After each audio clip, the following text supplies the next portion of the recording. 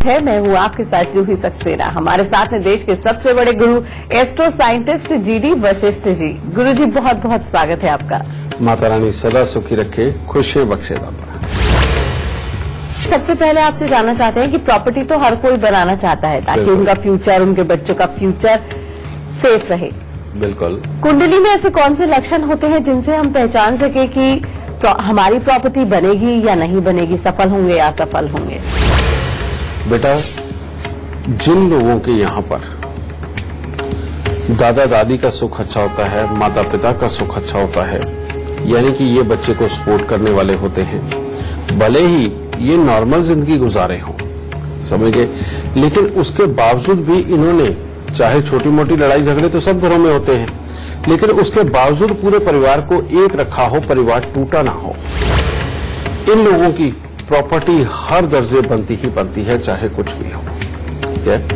और दूसरा, जिनके घरों के अंदर समय समय पर जो अपनी पुश्तैनी रस्मों रिवाज चले आ रहे हैं उनको वो छोड़ते नहीं और उनको करते रहते हैं, बेटा इन लोगों की भी प्रॉपर्टी जरूर बनती है, क्योंकि इनके घर में अभी बृहस्पति विराजमान होता है और वो गया नहीं होता। अपनी रस्मों रिवाज को छोड़ देना, पहले जो हमारे माता पिता जिन देवी देवताओं की पूजा करते आए या जिन दिन त्योहारों के ऊपर जो वो दान पुण्य पूजा पाठ करते रहे हैं, बेटा अगर हम उनको अपना के चलते हैं तो बृहस्पति घर में होते हैं, और अगर हम उनको अपना के नहीं चलते तो हमारे घर से बृहस्पति देव चले जाते हैं। फिर जो लोग अमानत में खयानत करते हैं और अपने लालच के लिए, अपने मन में आए जेलसपन के लिए, किसी की तरक्की देख करके चिढ़ करके किसी के साथ कुछ बुरा कर देते हैं, बेटा इन लोगों की अगर प्रॉपर्टी हो भी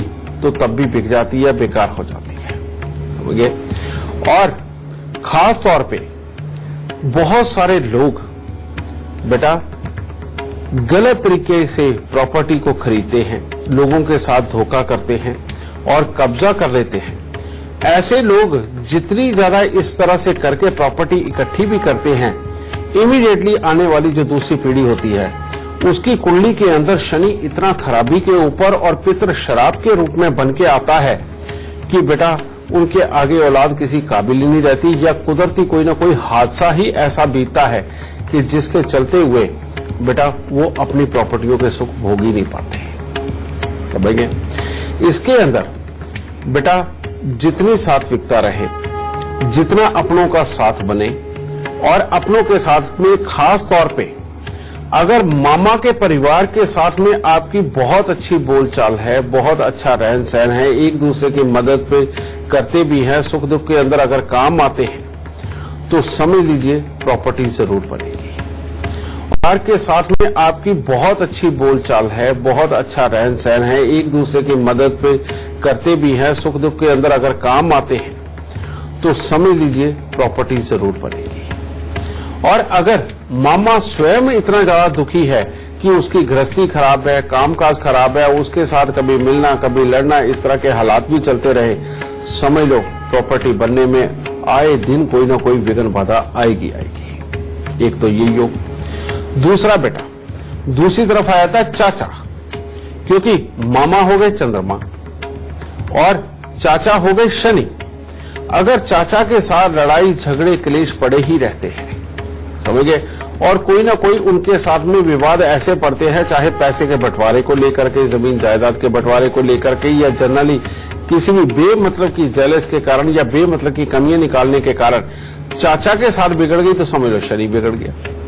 और शनि जब बिगड़ता है बेटा, ऐसे में आप लोग जब मकान बना लोगे, उसके बाद बुरे दिनों की ऐसी शुरुआत होगी कि जो मकान को बिकने पे मजबूर कर देगी। ऐसे लोग भी प्रॉपर्टी को अपने पास नहीं बचा पाते। और फिर एक तीसरा सीन भी है। तीसरा सीन है जिन लोगों की मौसी बहुत ज्यादा परेशान रहती है, गरीबी में उसने अपना जीवन बिताया हो, गृहस्थ के अंदर उसके उथल पुथल रही हो, बच्चों के हाथ से सुख ना हो, समझ गए, ये वाले भी हालात जो है बेटा, ये चंद्रमा की खराबी के हालात बनाते हैं। ऐसे लोगों के घरों में सीलन बहुत होती है। ऐसे लोगों के घरों के अंदर खास तौर पे नॉर्थ की तरफ में बेटा कोई कबाड़, टॉयलेट, बाथरूम इस तरह के हालात बनाते हैं। और इस तरह के हालात अगर हों तो समझ लो बृहस्पति और चंद्र दोनों अलग अलग बैठे हुए एक दूसरे को सपोर्ट बिल्कुल नहीं कर रहे। और ऐसे हालात में भी प्रॉपर्टी जो ली जाती है उसके अंदर धोखा हो जाता है। किसी को प्रॉपर्टी के लिए पैसे दिए उसके अंदर धोखा हो जाता है। और लेने के बाद डॉक्यूमेंट के अंदर कमी आना और उस प्रॉपर्टी का सुख ना भोग पाना, या फिर जहां आपने पैसा लगा दिया है वो ऐसी जगह पे लगा दिया कि अब वो प्रॉपर्टी के अंदर ना तो आप रहने जा सकते हैं, ना उसका इस्तेमाल हो रहा है और ना वो बिक रही है।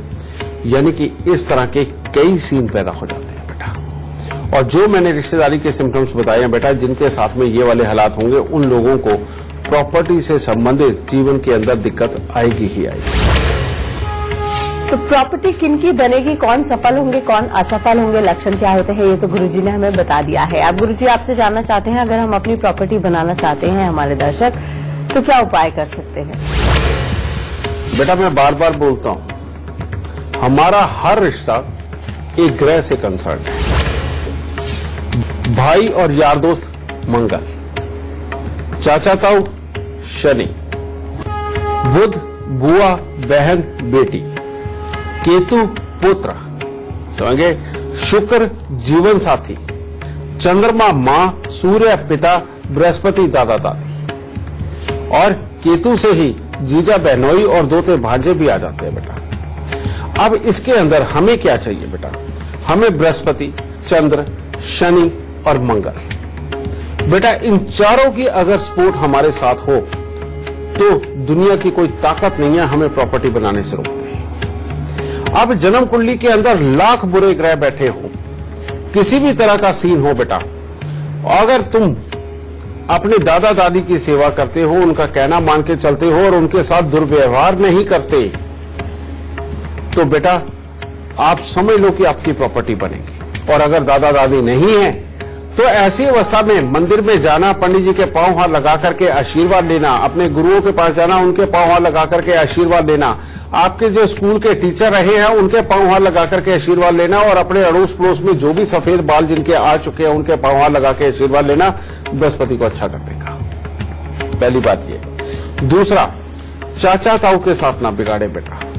छोटे छोटे लालच को छोड़ दीजिए, छोटे छोटे उनकी जुबान की कड़वाहट को भी त्याग दीजिए। सोच लीजिए कि कोई बात नहीं, होता है, दुनिया में ही होता है बेटा। उनके साथ रिश्ते मत बिगाड़ो, समझिए।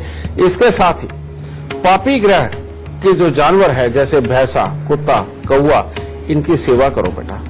इनकी सेवा करने से शनिदेव अच्छे होकर के आपको अच्छे मकान का सुख जरूर देंगे। तीसरा बेटा, चंद्रमा।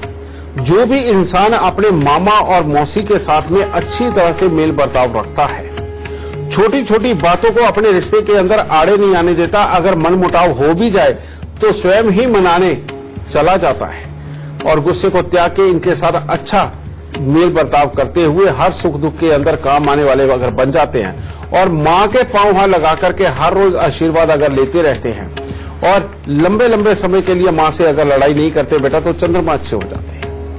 और चंद्रमा अच्छे हो गए तो समझ लीजिए प्रॉपर्टी बनेगी ही बनेगी। फिर आ जाता है मंगल।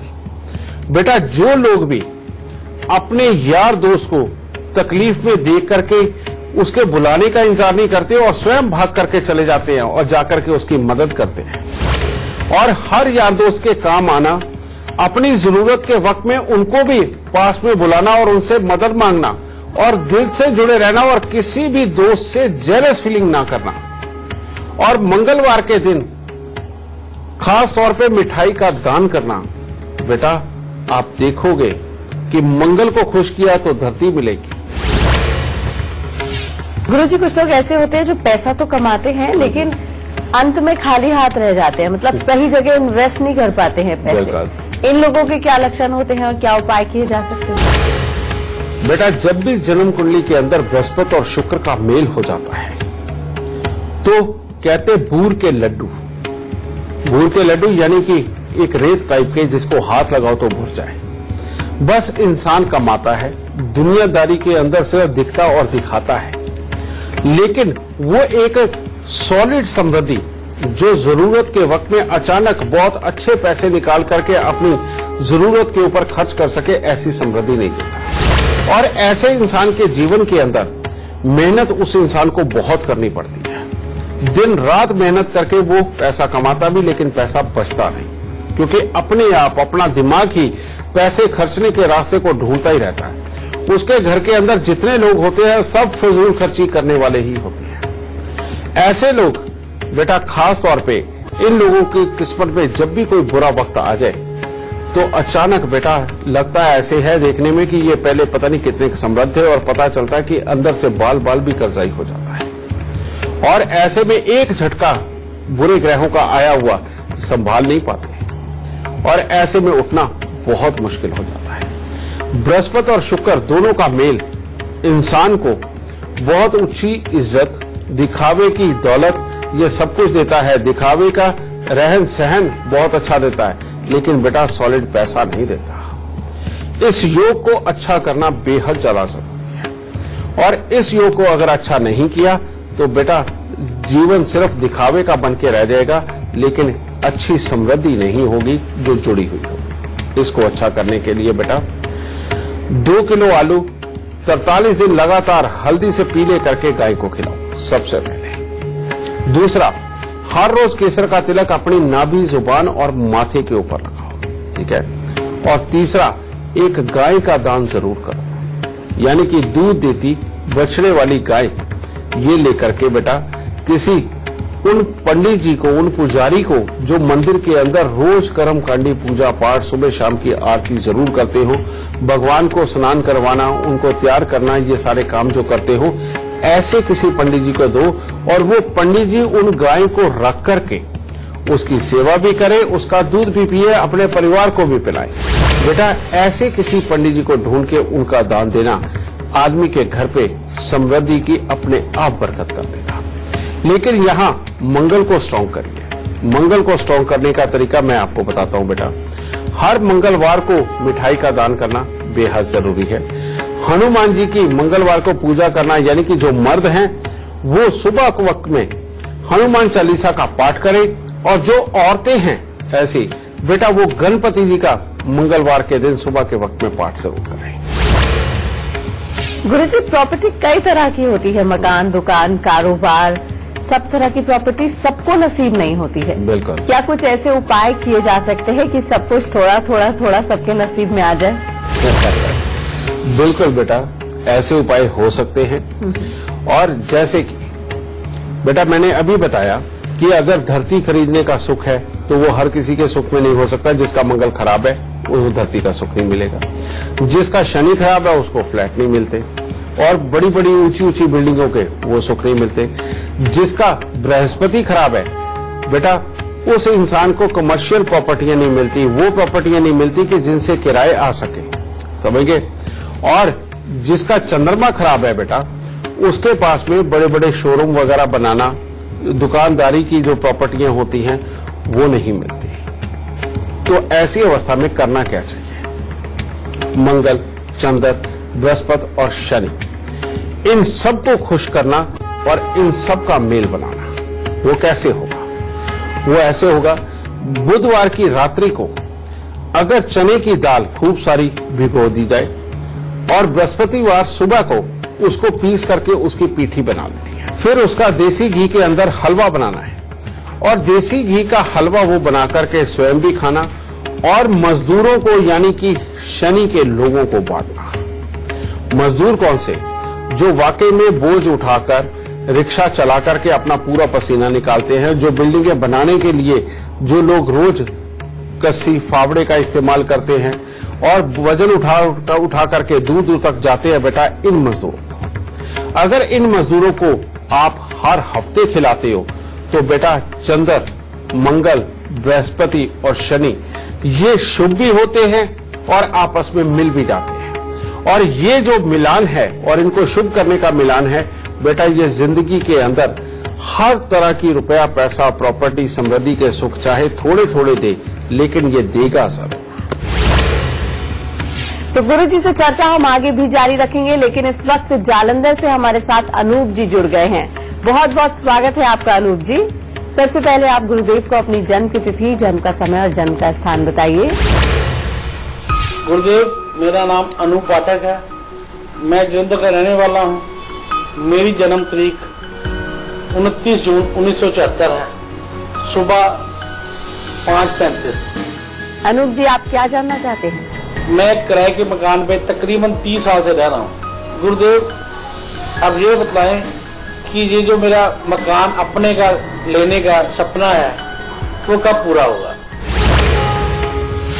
बेटा, तुम्हारी कुंडली का सूर्य ग्रहण यानी कि राहु देव की दृष्टि सूर्य के ऊपर, ये भी लाभ को खराब करने के लिए होती है। ठीक है, ये दोनों ही योग मिलकर के बेटा तुम्हारे लिए खराबी के हालात बना रहे हैं, जिसकी वजह से तुम्हारी कमाई के सुख, मकानों के सुख, बैठ के खाने के सुख, और चाचा ताऊ के सुख, और घर में दूसरे लोगों के साथ विचार मिलने के सुख, इन सब में कमी देकर के उल्टा तुम्हें गुस्से की मात्रा को भी जाना पड़ेगा। तो बेटा, सबसे पहले इस योग को तोड़ो, और जिस वक्त ये योग टूट गया, समझ लो जिंदगी बन गई। उसके बाद में तुम अपनी ही मेहनत से, अपने कमाए हुए पैसे से बहुत अच्छा मकान वाकई में तैयार कर पाओगे। और वो उपाय है बेटा, 43 दिन लगातार कम से कम 9 पौधे हर रोज के, ये जाकर के जहां घास बहुत अच्छी होती है, समझे, और जमीन उपजाऊ है बेटा, वहां पर जाकर के ये आम के पौधे लगाना, समझे। ये 43 दिन तक रोज के 9 पौधे लगाने हैं बेटा, और घास वाली जमीन के अंदर। एक ये, दूसरा, हर रोज केसर का तिलक अपनी नाभि जुबान माथे पर लगाना, और पीले सूती कपड़े के अंदर 9 लाल मिर्च साबुत डंडी वाली बांध के अपने घर के अंदर कील के ऊपर टांगना। किसी कॉर्नर वगैरह पे नहीं रखना, उसे कील पे टांगना है। और तीसरा उपाय, 43 दिन लगातार गाय का पेशाब अपने घर के अंदर छिड़कना। तुम बेटा ये 3 उपाय करके देखो। बृहस्पति और मंगल का मेल जो कि तुम्हारी कुंडली में बहुत अच्छा बैठा है बेटा, ये तुम्हें कामयाबी जरूर दिलाएगा। लगन से शनि और बुध का हटना और 7वें स्थान पर पहुंचना कहते हैं रईस बनाता है, समझे। और सूर्य और केतु जो खर्चे लेकर के बैठे हुए 12वें स्थान पर, यहां पर शुक्र का मिलान केतु को अच्छा करके तुम्हारे गुस्से को कम करके तुम्हें बहुत अच्छी युक्ति देगा, जिसके द्वारा तुम जिंदगी के अंदर तरक्की करोगे। ठीक है, ये उपाय करके देखो बेटा, परमात्मा से हर शिकायत खत्म हो जाएगी और जिंदगी में खूब सुख मिलेगी। एक कॉलर हमारे साथ जुड़ गए हैं, पंकज है हिसार से। बहुत बहुत स्वागत है आपका। सबसे पहले आप गुरुदेव को अपनी जन्म की तिथि, जन्म का समय और जन्म का स्थान बताइए, फिर सवाल कीजिए। मेरा नाम पंकज है, मेरी डेट ऑफ बर्थ 8/9/1992 है, समय 1:16 दोपहर के, और हिसार जन्म स्थान है मेरा। क्या जानना चाहते हैं? मैंने मेरे जॉब से रिगार्डिंग पूछा, भी मेरे को गवर्नमेंट जॉब मिलेगी तो कब तक मिलेगी? गवर्नमेंट जॉब की जो योग है बेटा, वो तुम्हारी 24 साल की उम्र तक चले हैं। 24 साल की उम्र के बाद में बेटा गवर्नमेंट जॉब के योग कमजोर हैं। अब अगर तुमने कोई इंजीनियरिंग करी है, या किसी भी चीज को बनाने संवारने का काम, या ड्राफ्टमैनशिप यानी कि कोई लकीरें खींच करके कोई नक्शे करने का, तैयार करने का, गवर्नमेंट जॉब के योग कमजोर हैं। अब अगर तुमने कोई इंजीनियरिंग करी है, या किसी भी चीज को बनाने संवारने का काम, या ड्राफ्टमैनशिप यानी कि कोई लकीरें खींच करके कोई नक्शे करने का, तैयार करने का काम, या ऐसे किसी डिपार्टमेंट के अंदर तुम अप्लाई करते हो, तो बेटा वहां 25 से 27 साल की उम्र के अंदर गवर्नमेंट जॉब तुम्हारी संभव है। वैसे नहीं, वैसे जो तुम्हारी कुंडली के अंदर नजर आ रहा है वो ये आ रहा है कि 28 साल की उम्र के बाद तुम्हारे जीवन के अंदर तरक्की के योग बनेंगे, और सही मायने में तुम 34 साल की उम्र के बाद पूरी तरह से समृद्ध हालात के अंदर अपने जीवन को चलाओगे, समझे। लेकिन तुम्हारी जन्म कुंडली के अंदर सूर्य ग्रहण जो भाग्य स्थान में बैठा हुआ तुम्हारे भाग्य को बार बार चोट देता है, और तुम्हारी की हुई कोशिशों को कामयाब नहीं होने देता। जो लिखाई पढ़ाई करी है, जो सीखा है, उसके अकॉर्डिंग लाभ नहीं आने देता। इसका इलाज तुम्हें सबसे पहले करना है, और वो इलाज है बेटा 43 दिन लगातार तांबे की थाली में गुड़ और गेहूं भर के उसको जल प्रवाह करना, और काले घोड़े या काली घोड़ी की सेवा करना। ये उपाय जब तुम करोगे बेटा, इसके बाद तुम्हारे कामकाज के योग अच्छे होंगे, और इसके बाद नौकरी के हालात बहुत जल्द तुम्हारे जीवन के अंदर आ सकते हैं। फिर मंगल केतु का मेल है तुम्हारे यहां पर, और इसमें पिता और पुत्र दोनों एक साथ रहे तो बेटा तब भी ये कमजोरी के योग देता है। इसीलिए घर से दूर मिलने वाली जो जॉब है, मान लो तुम दिल्ली के अंदर रहते हो, हिसार के अंदर रहते हो, लेकिन जॉब अगर तुम साउथ इंडिया के अंदर या कहीं बॉम्बे साइड में, पुणे साइड में, यानी कि घर से दूर कहीं अप्लाई करते हो और पोस्टिंग तुम्हारी वहां होनी हो, ऐसी किसी जॉब में भी अगर तुम जाना चाहो तो तब भी तुम जा सकते हो। उसके अंदर तुम्हें ज्यादा अच्छी सक्सेस मिलेगी। रुक रहे हैं यहाँ पर एक छोटी सी ब्रेक के लिए। ब्रेक से वापस आएंगे तो बात करेंगे प्रॉपर्टी बढ़ाने वाले सबसे खास गुरु मंत्र की।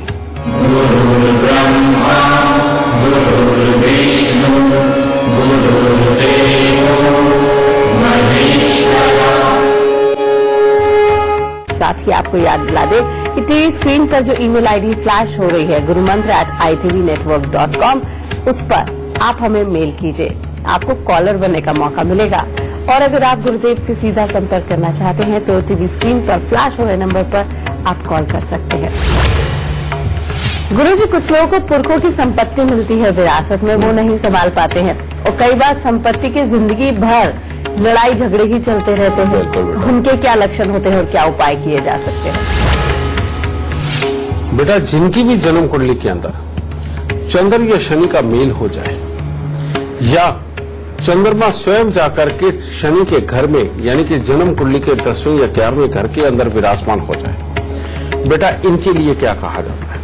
कहते हैं ये दुनिया को कहानियां सुनाएंगे कि हमारे बाप दादा के पास इतनी जमीन हुआ करती थी, इतना आलीशान घर हुआ करता था। अगर उससे पूछा जाए कि तेरे पास क्या है, तो वो कहेगा मैं 50 गज के एक छोटे से घर के अंदर रहता हूं और वो भी कर्जे के अंदर डूबा हुआ है।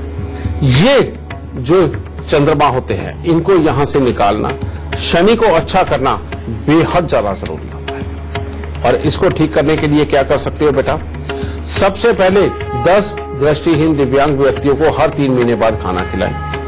दूसरा बेटा, 43 दिन लगातार भैरव मंदिर के अंदर दूध दें और उसके बाद में हर सोमवार या हर शनिवार का दिन बांध लें, जिसके अंदर की आप दूध मंदिर के अंदर देंगे ही देंगे।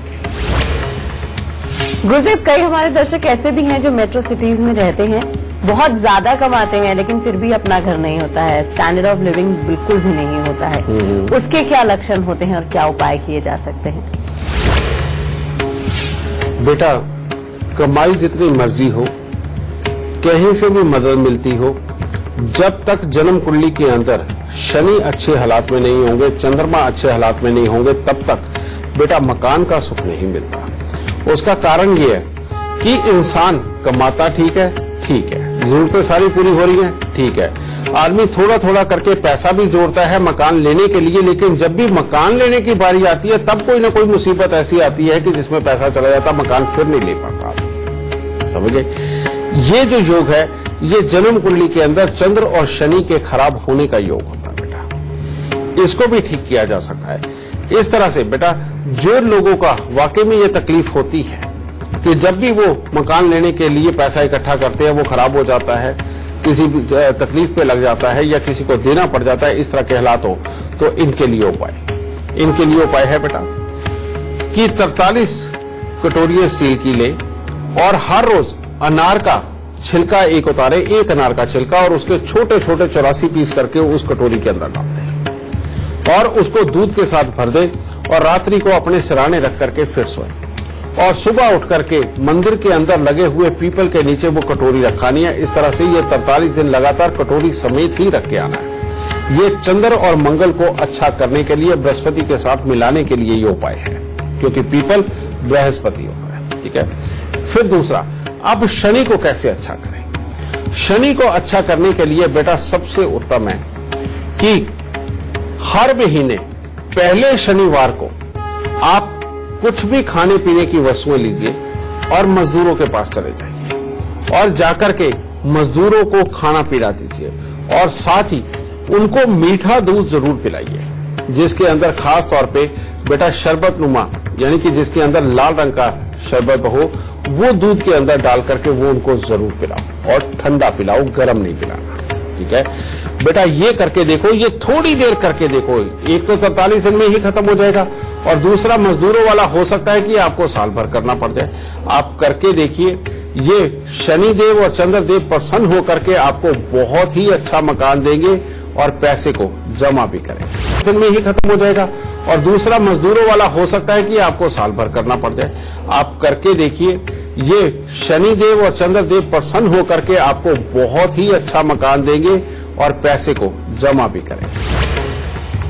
गुरुदेव, हम सब धीरू भाई अंबानी के बारे में तो जानते हैं, कुछ भी नहीं से उन्होंने क्या कुछ हासिल कर लिया। बिल्कुल। कुंडली में ऐसे कौन से योग होते हैं जिनसे हम पहचान सके कि हमारे दर्शक भी इस तरह के योग पाकर धीरू भाई अंबानी जैसे बन सकते हैं?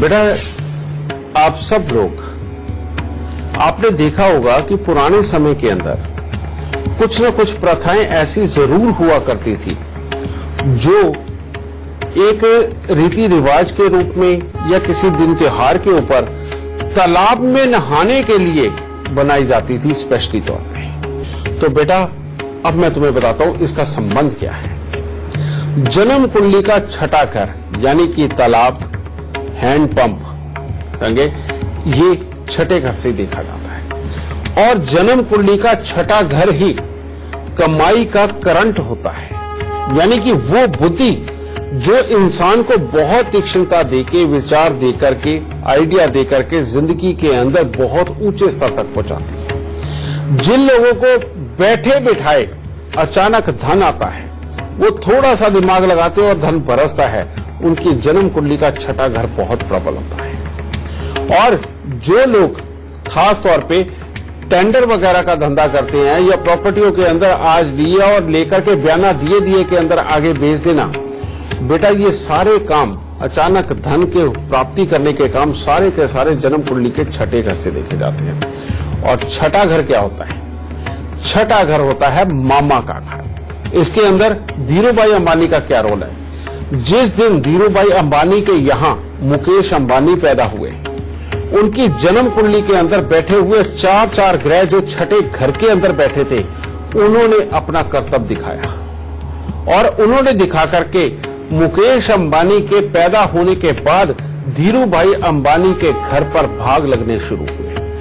फिर धीरूभाई अंबानी की कुंडली के अंदर मेहनत का योग था, किस्मत मुकेश अंबानी लेकर के आया और दोनों बाप बेटे का जोड़ मिलकर के वाकई में इतनी बड़ी इंडस्ट्री खड़ी कर गया जो कि आज हिंदुस्तान में, विदेशों के अंदर भी उनका नाम है, अमीरों में। और ऊपर से वो काम भी ऐसा ही करते हैं। वो काम जब भी करते हैं, ऐसा काम करते हैं कि एकदम से पैसा बिल्कुल बहा देते हैं और अचानक उसमें से धन के लाभ आते हैं, समझ गए। और तीसरा बेटा छठा घर ही, यानी कि जमीन के अंदर से निकलने वाला पानी या तेल, और वो उसका भी धंधा करते हैं। वो शेयर मार्केट का धंधा करते हैं जिसमें से अचानक पैदावार पैदा होती है, समझ गए। तो बेटा उनके काम भी छठे घर से रिलेटेड, और मुकेश अंबानी की किस्मत भी छठे घर से रिलेटेड, और धीरूभाई अंबानी की तो सिर्फ मेहनत थी, उनका ये नसीब नहीं था। और यही रीजन है कि धीरूभाई अंबानी तो चले गए, लेकिन रिलायंस वो जितना छोड़ के गए थे, उनकी कंपनी जितनी छोड़ के गए थे, वो उससे भी कहीं बड़ी बनी, क्योंकि मुकेश अंबानी की कुंडली के अंदर ये योग है। इसीलिए बेटा, अगर आप, मैं ये तो नहीं कहता कि आप धीरूभाई अंबानी या मुकेश अंबानी बनेंगे, लेकिन इतना तो होना चाहिए कि अपनी जिंदगी के अंदर लाभ के स्रोत हमेशा बने रहे। तो आपके यहां पर जो कुआं पूजन की प्रथा है, जो ख्वाजा को पूजने की प्रथा है, जो तालाब के ऊपर जाकर के स्नान करके और उसके अंदर पूजा पाठ करके उसमें जो सामान डालने की प्रथा है, इसको कभी मत छोड़िए। और जितना हो सके बेटा, तालाब के अंदर कभी कभार नहाना छठे घर को जागृत करता है। और मामा के साथ में संबंध बनाना, मामा के साथ अच्छे रहना, उनके सुख दुख के अंदर काम आना, और मामा के घर के अंदर होने वाली इस तरह की जो पूजा, उसके अंदर सम्मिलित होकर के तालाब पे जाना, बेटा ये करके देखो, आपकी जिंदगी के अंदर भी अचानक सुख वाले हालात अपने आप निकलते आएंगे और जिंदगी के अंदर समय समय पर अच्छा उपार्जन करके आप अपने जीवन को खुशहाल बनाएं। गुरुजी, कुछ लोग ऐसे भी होते हैं जिनके पास प्रॉपर्टी बहुत होती है, लेकिन अचानक से वो सब कुछ गवा देते हैं, बेच देते हैं, ऐसी नौबत आ जाती है कि प्रॉपर्टी खोनी पड़े। ऐसे कौन से योग होते हैं और किस तरह के उपाय किए जा सकते हैं? बेटा, जब भी जन्म कुंडली के अंदर शनि, राहु, केतु के साथ में चौथे घर का संबंध हो जाए और ये खराब अवस्था के अंदर बैठे हुए हो और इनकी दशा या अंतरदशा आ जाए, तो बेटा जैसे ही हम अपना घर बनाते हैं या टॉयलेट, बाथरूम, गेट, सीढ़ियां, छत या फर्श कुछ भी रिपेयर करवाते हैं, और कई लोग तो वास्तु के नाम पे ही अपने घर में तोड़फोड़ करवा लेते हैं बेटा, और जबकि ये जाने बिना कि जन्म कुंडली के अंदर क्या ये सही उचित समय है कि मकान के अंदर तोड़फोड़ करवा सके, ये जाने बिना बेटा जब वो ये काम करवाते हैं तो बेटा इमीडिएटली चौथा घर यानी कि प्रॉपर्टी, जमा पूंजी, घर के अंदर का सुख और घर के अंदर रहने वालों का स्वास्थ्य, इन सब पे भारी हो जाता है। और ऐसे में ये मकान बनाया हुआ, रिपेयर किया हुआ बेटा अपने लिए सुख नहीं, दुख ही दुख इकट्ठे करके लेके आता है। और चौथा घर यानी कि रुपया पैसा, ये उसके अंदर कमियां देके, काम धंधों के अंदर कमियां दे करके, कर्जे को बढ़ा करके मकान के बिकने की नौबत ला देता है। और प्रॉपर्टियां अगर पहले की बड़ी बड़ी हो भी तो बेटा कुछ ना कुछ ऐसे ये दिमाग को बंद करता है और ऐसी प्लानिंगों के ऊपर पैसे लगवाता है कि इंसान का सब कुछ बिक जाता है। ये पापी ग्रहों की करनी है बेटा। तो उसके लिए क्या करना चाहिए? इसके लिए हर रोज 2 मुट्ठी चावल लेकर के उनको दूध के साथ में धो करके उनको कौओं को खिलाएं। समझे? एक ये उपाय। दूसरा, हर शनिवार को 4-5 नारियल ले लीजिए, कम से कम 4 नारियल पूजा वाले, थोड़े से साबुत बादाम, और इन सब के ऊपर थोड़ी सी सरसों का तेल लगा करके बेटा या तो इनको जल प्रवाह करो या इनको दान में दो। और तीसरा, अपना नियम बना लीजिए कि हफ्ते में एक बार आप भैंसे को कुछ ना कुछ खिलाने के लिए जरूर जाएंगे और हर रोज कुत्ते को रोटी जरूर डालेंगे। बेटा भैंसा, कुत्ता, कौवा, ये तीनों पापी ग्रहों के जानवर हैं। आप इनको खुश करके देखिए और आपको सदा ही सुख मिलता चला जाएगा। और आप गुरुजी, आपसे जानना चाहते हैं आज का गुरु मंत्र क्या है? बेटा आज का गुरु मंत्र, अगर समृद्धि की, प्रॉपर्टी की, पैसे की बात हो रही है, लक्ष्मी जी की बात हो रही है, तो ये उसी से ही संबंधित है। बेटा जन्म कुंडली का 11वां घर जो लाभ के लिए देखा जाता है वो होता है गल्ला, तिजोरी। समझ गए? और जो भी आपके कामकाज की जगह का गल्ला हो, आजकल तो ड्रॉ ही होते हैं या तिजोरियां होती हैं बेटा। और एक बात और, जहां पहले आपके बुजुर्ग कहीं पैसे रखते हो लेकिन अब उन्होंने रखने बंद कर दिए हो, उसको भी गल्ला और तिजोरी ही बोलते हैं बेटा। इनको खाली रखना या इनके अंदर किसी भी तरह का कबाड़ रखना बेटा यह महाघातक होता है।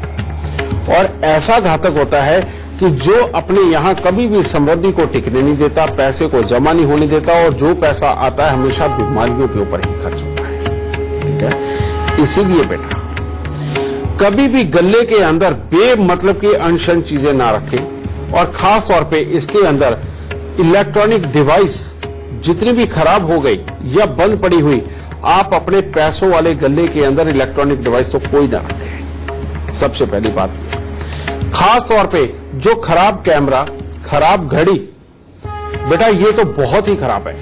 और जो फॉरेन करेंसी कॉइन है जो यहां नहीं चलते या अपनी ही कंट्री के जो कॉइन चलने बंद हो गए हैं, ये भी अगर उन गल्लों के अंदर रखोगे, उन तिजोरियों में रखोगे तो आपका भाग्य सोया रहेगा। समझे? सबसे पहले बेटा इन सबको अपने गल्लों से, अपनी तिजोरियों से निकालो, ये पहली चीज। दूसरा, जिन जगहों पे आप पहले पैसे रखते थे, अब वहां पैसे आपका नहीं रख पाना किसी भी मजबूरी की वजह से हो सकता है बेटा। ये भी हो सकता है कि वो जगह सबको पता चल गई है इसलिए भी वहां पैसा रखना सेफ नहीं है। तो वहां क्या करो? वहां बेटा चंदन, लाल चंदन का बुरादा लेके आइए। लाल चंदन का बुरादा ला करके बेटा उसके ऊपर 11 बार हनुमान चालीसा का पाठ करते हुए बेटा उसके ऊपर फूंक मारना और उसको लाल कपड़े के अंदर लपेट के बांध के उस जगह पर रखो। साथ ही थोड़े से साबुत बादाम, थोड़े से छुआरे ये लेकर के भी उन जगहों पर जरूर रखें बेटा। इन जगहों को ऐसे ही ना छोड़े और उन जगहों की समय समय पे सफाई जरूर करते रहें बेटा। समझे? आप ये करके देखिए बेटा, परमात्मा की दया से समृद्धि अच्छी आएगी, लक्ष्मी जी की पूरी कृपा होगी और बुरापन खत्म हो जाएगा। आज का शो देखने के बाद प्रॉपर्टी से जुड़ी आपकी सभी परेशानियों का हल आपको मिल गया होगा। बस गुरुदेव के बताए लक्षणों को आप याद रखिए और उपाय करते रहिए। आज के लिए बस इतना ही। गुरुदेव बहुत बहुत शुक्रिया इतनी सारी जानकारी देने के लिए। माता रानी सबको सुखी रखे, खुशियां बख्शे। अभी के लिए हमें दीजिए इजाजत। नमस्कार। गुरु ब्रह्मा गुरु